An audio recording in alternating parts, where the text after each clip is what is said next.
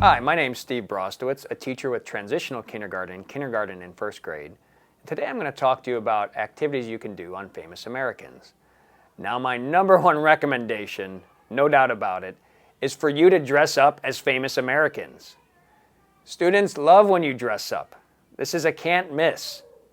The only way you could run into any trouble is they get so excited they forget the behavior expectations, but if you really prime them ahead of time and say, here's the expectation, and if we get a little bit too out of control, I'll have to stop being such and such famous American, they'll understand. And if you ever have to hold them to that, the next time you do it, they'll remember, because they want you to dress up. Now, two that I recommend are a couple of our former presidents. I do George Washington. Here, if you put on a wig and a colonial-style hat, and you do a powerful voice, I'm General George Washington. The kids eat it up.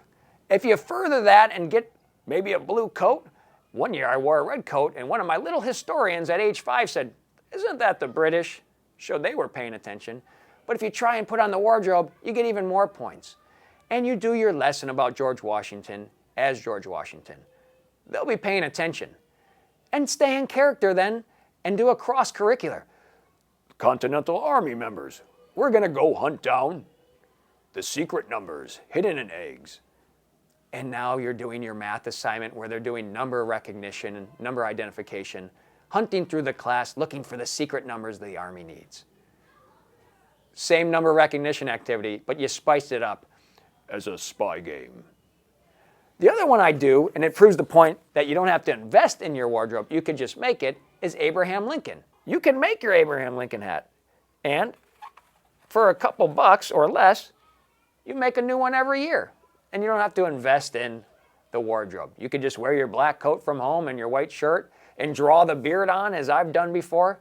And your voice could probably be like your George Washington voice. The kids aren't going to know the difference. 7 years ago. They know it's not your voice, and he looks different or she looks different today. And what's that costume they're wearing? I guarantee you they'll get energized. This has been Steve Brostowitz recommending that when it comes time to teach about famous Americans, you become the famous American to the best of your ability and teach the lesson that way. I'll see you next time.